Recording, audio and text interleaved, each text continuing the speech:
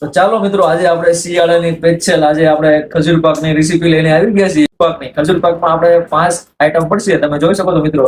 પહેલા આપણે આ લઈશું, આ બિયા વગરની ખજૂર લીધી છે, અને આ બિયા વાળી હતી પણ બિયા કાઢી નાખ્યા છે. પછી બિયા વગરની ખજૂર લીધી છે, અને પછી આપણે આ લીધી છે બદામ. બદામ આખી હતી અને શેષ કસકસથી પીસી નાખી છે, એટલે આમ ભાંગી નાખી છે. અને આ લીધી છે આપણે બદામ. આ 500 ગ્રામ બદામ છે. અને પછી આપણે લીધા છે આખા કાજુ હતા, એના કટકા કરી નાખ્યા છે. અને આ 500 ગ્રામ કાજુ છે, બરોબર. અને પછી એમાં નાખવાના છે આપણે આ પિસ્તા. આ પિસ્તા આપણે 100 ગ્રામ પિસ્તા લીધા છે.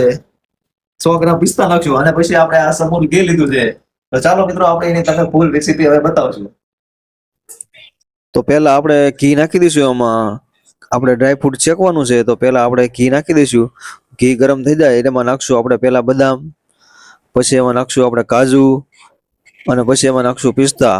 આપણે એકદમ ગેસ ધીમો રાખીને આ શેકી લઈશું. એકદમ બ્રાઉન કલર થઈ જાય ત્યાં લગી આપણે શેકશું. તમે જોઈ શકો છો મિત્રો, આપણે હવે ડ્રાયફ્રૂટ શેકાઈ ગયું છે, કલર બ્રાઉન થઈ ગયો છે. તો આપણે હવે આ ડ્રાયફ્રૂટ એક ડીશમાં પહેલા કાઢી લઈશું આપણે.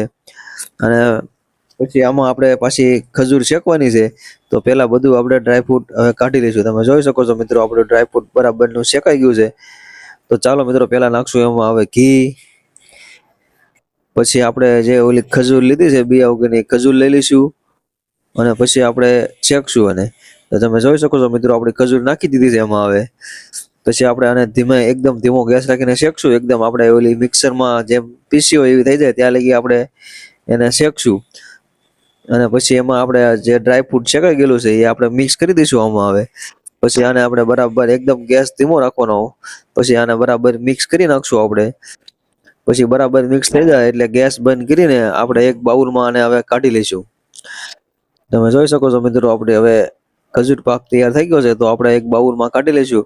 પછી એક ચોકીમાં તેલ લગાડીને પછી આપણે આ ડ્રાયફ્રૂટ, આ ખજૂર પાક એમાં નાખી દઈશું આપણે. તમે જોઈ શકો છો મિત્રો, આપણે ખજૂર પાક તૈયાર થઈ ગયો છે. તો ચોકીમાં નાખીને પછી આને આપણે 15 મિનિટ બહારવા દઈશું. પછી આ રીતે આપણે પીસ પાડી લઈશું. તમે જોઈ શકો છો મિત્રો, આપણો ખજૂર પાક તૈયાર થઈ ગયો છે સ્પેશિયલ શિયાળાનો.